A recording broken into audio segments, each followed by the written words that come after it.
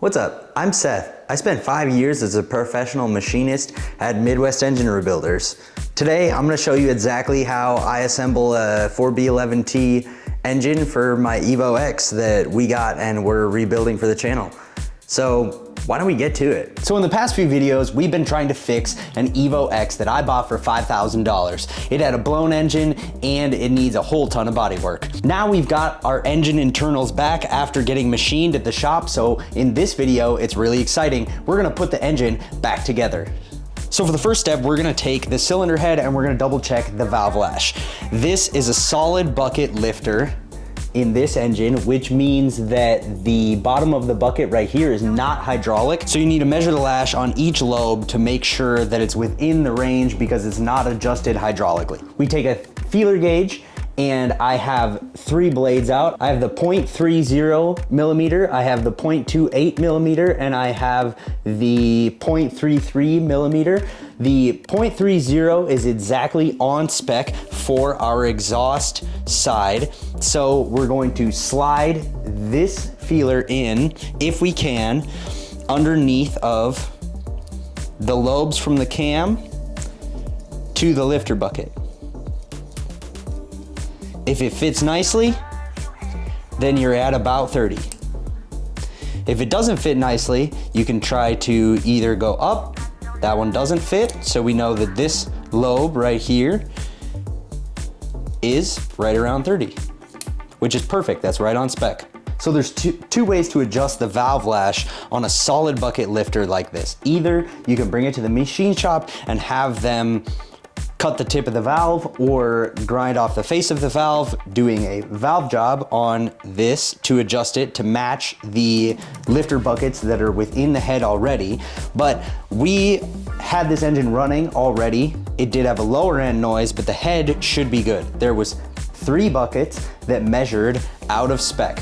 I ordered the buckets that were within spec from Mitsubishi, which they still make. Basically, you take the bucket size and do the math. We had this bucket here, which was in at 0.25 millimeter, which was too tight.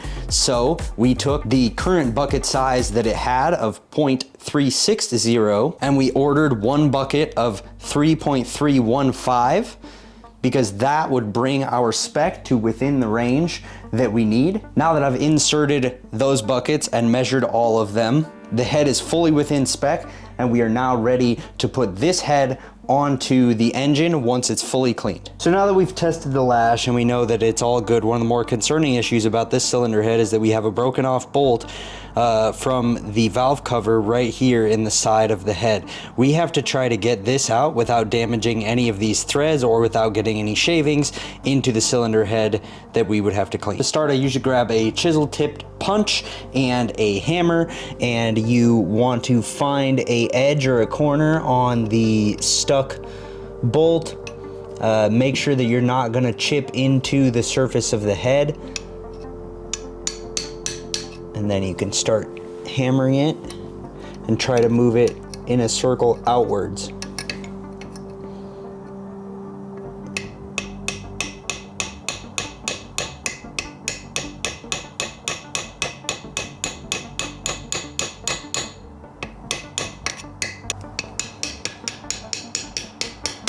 Okay, that's huge. We actually got movement. That's one of the most important parts, is actually getting the threads to move. Now that they're loose, I can even start to grab it by hand. Look at that, we're about halfway out already.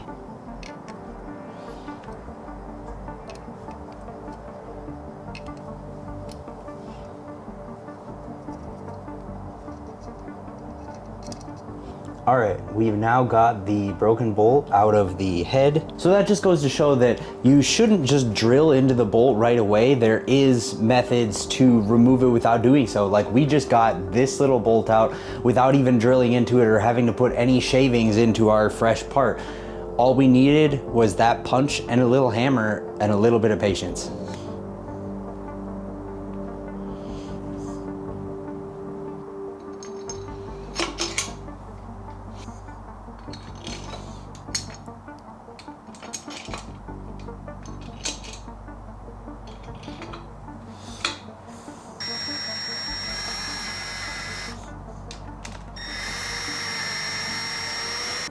27 foot-pounds for all the larger hardware.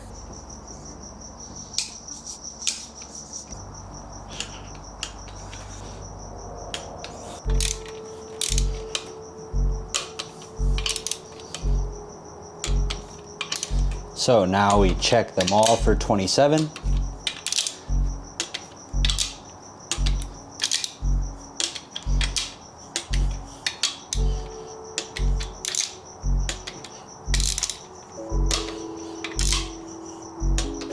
Okay, then we'll do our small bolts.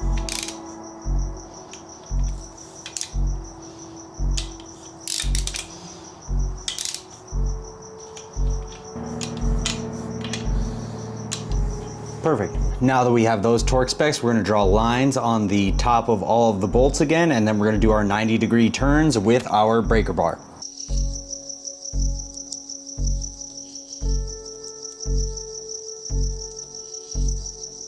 Okay, lines are drawn. Now let's do our 90 degrees, starting in the center.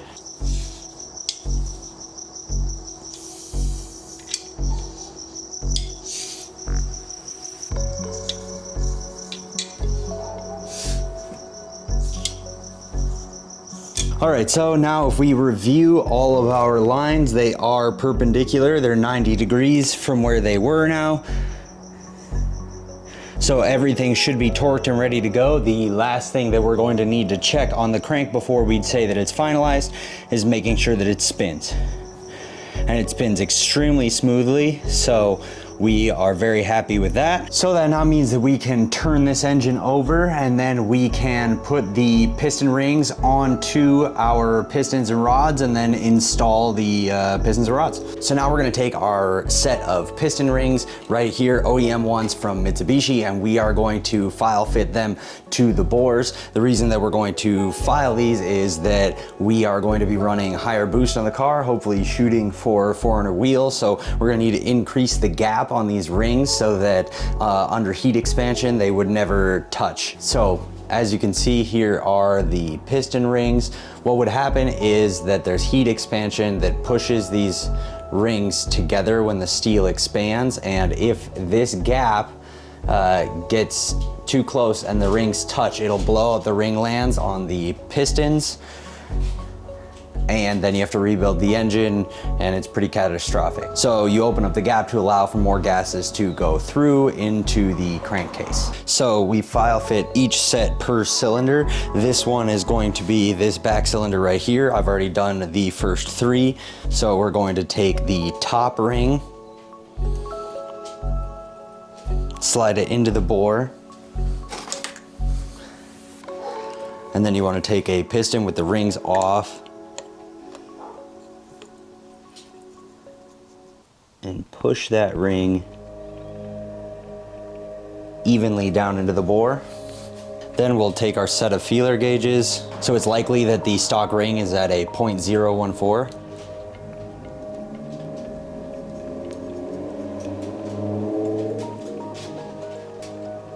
Okay, this one's actually at between 0.014 and 0.015, which is well within the stock spec. But we are going to be going for 0.018 to 0.019. So we're gonna have to open this up a little bit. Then we come over to our file right here, put on the ring, push it together,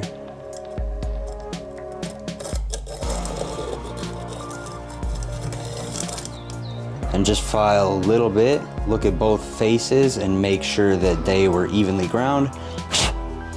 And then we put it back into the cylinder and we check it with the feeler gauge again and repeat the process until we have our measurement. So we're going to be doing this one to the 0.018 to the 0.019. Then we're going to do our second expansion ring between 0.020 and 0.021. Then once I complete that, we can put the rings onto the pistons and get them installed. So I'll get back with you guys once these ones are file fit and we can put them on the pistons. And we're going to start with this furthest cylinder and with the oil ring.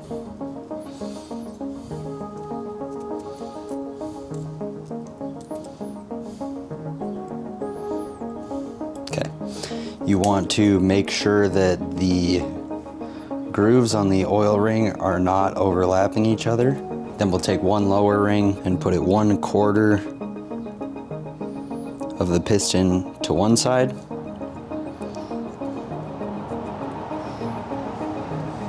So we'll start it right here.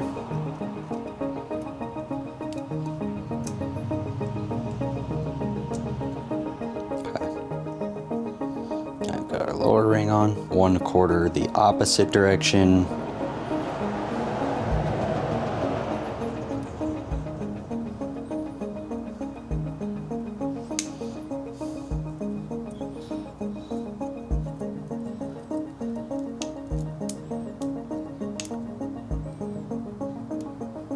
Then we take our second ring, indicated by 2R, and you can tell just because it has this groove. The groove is going to go down, and the indicator, the 2R, is going to go up towards the top of the piston.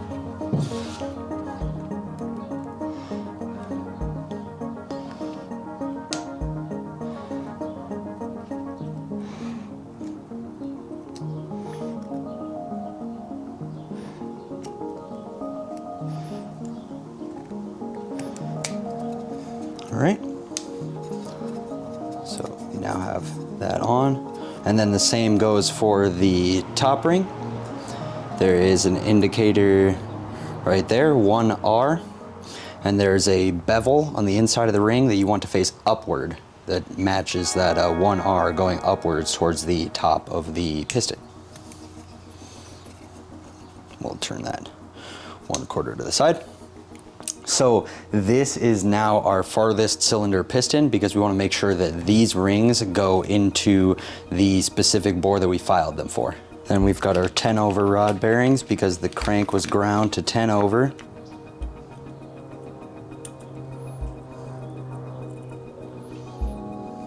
Then we'll lube the cylinder wall. All right, so we need to think about a couple of things before we're putting this in. First, I lubed the bottom section where it's gonna mate with the crank, and then we need to put the mark to the front of the engine, and that's because there's different size valve reliefs for exhaust and intake. And then we also need to worry about the orientation of the rings and make sure they stay where we put them. So especially the oil ring here, we can make sure that it's not overlapping. And then we have our second ring off to one side and our top ring off to the other side. So we're gonna take our ring compressor tool now that we've oriented everything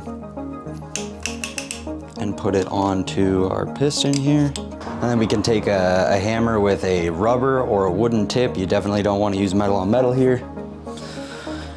And put your hand in the bottom so that you can guide the bottom of the rod.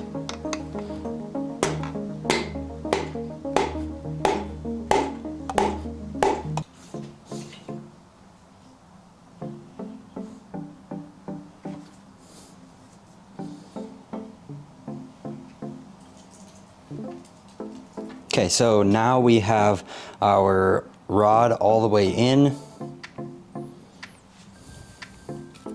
And we need to measure and make sure that the clearance on the rod is good, so we're going to use Plastigage. We cut off a little strip of this Plastigage right here to put onto the rod cap, and you've got to keep everything completely dry for this. Then we take our rod cap,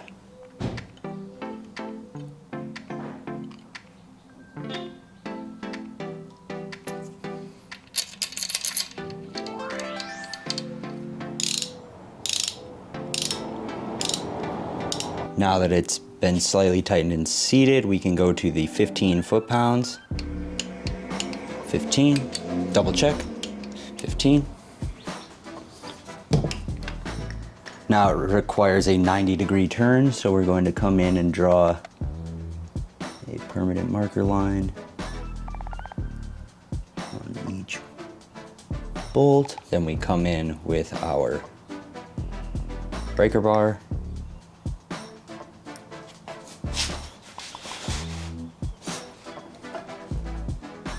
And do a 90-degree turn. You can see indicated by the line that that is now correct. And same on this one. Okay, so now what we've done is compressed the Plastigage. So now we're gonna take it apart.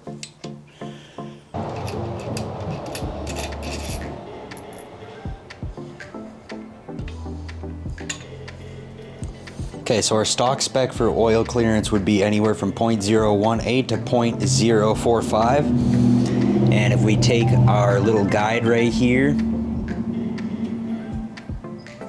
it looks like we are at somewhere near 0.038. So at 0.038, we are well within the spec, at least on this one. So we can now clean off the Plastigage and then put that cap on for good.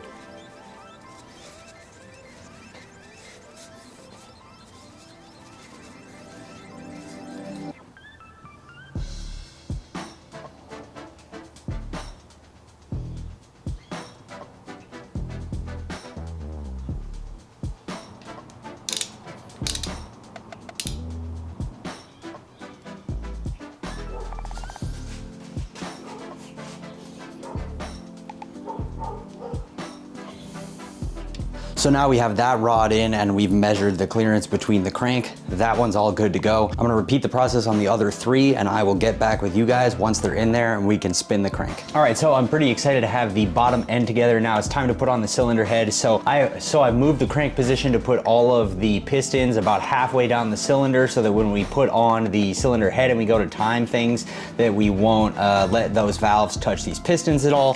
So now we're gonna put in our ARP head studs and then get the head on that we prepped previously.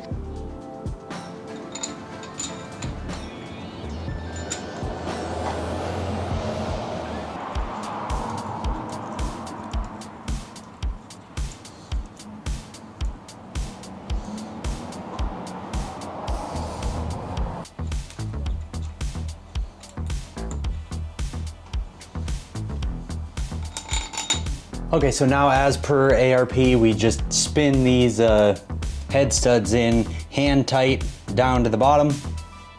So now they're all even and they're in the block. Okay, we're gonna need a little bit of RTV right on the corners here. Now we're gonna put on our OEM Mitsubishi head gasket. I'll do just a little bit more RTV right on these ears. And now we can drop on the cylinder head.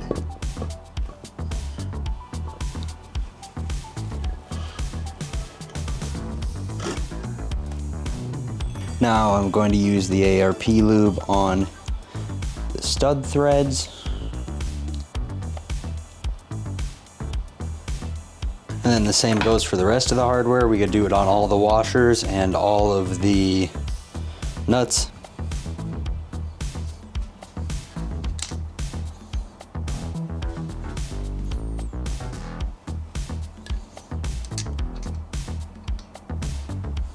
All right, we're now to the point of torquing. As you can see on the sheet here, the torque sequence starts in the center and works your way out. 1, 2, 3, 4, 5, 6, 7, 8, 9, and 10. And then it says that we need to do 3 equal steps to 90 foot-pounds. So we're gonna go 30, 60, 90.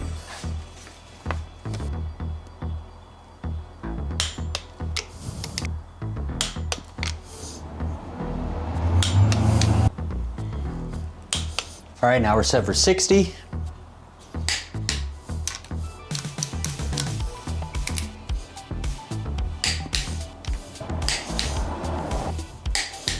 Okay, that's our 60. Now we're gonna bring it up to 90.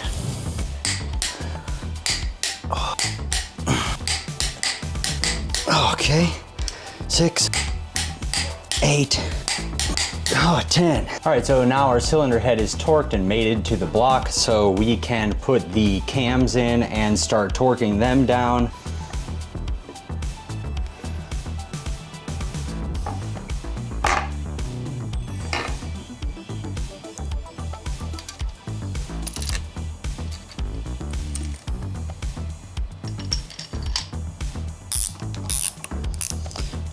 So I walk the cams down evenly, a little bit at a time. I don't like to use one cap to pull them all the way down. That puts a lot of tension on the threads.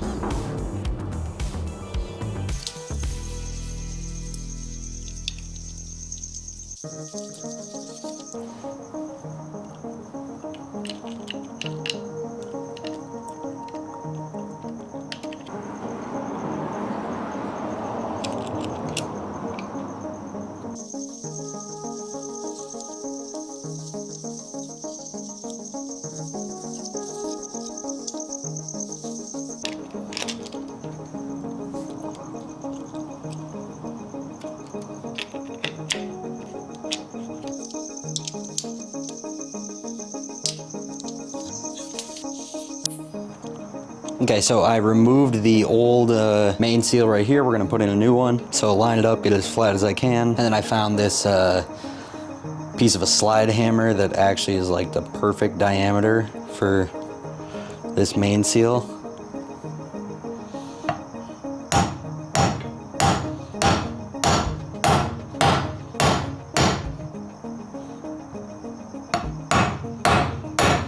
So I've cleaned the inside of the timing cover here, and now I'm gonna wipe some ultra gray onto the cover.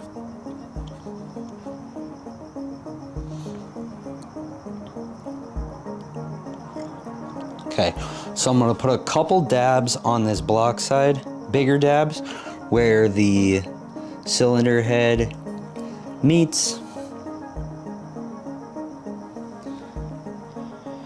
And then again, where this lower girdle meets.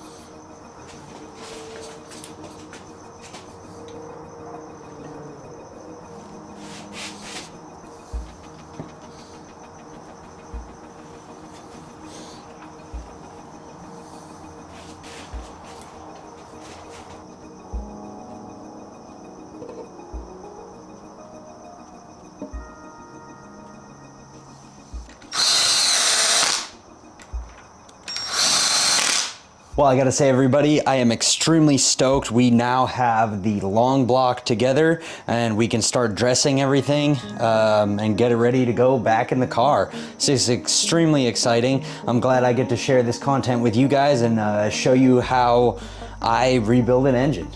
And in the next video, you're gonna find out if it starts.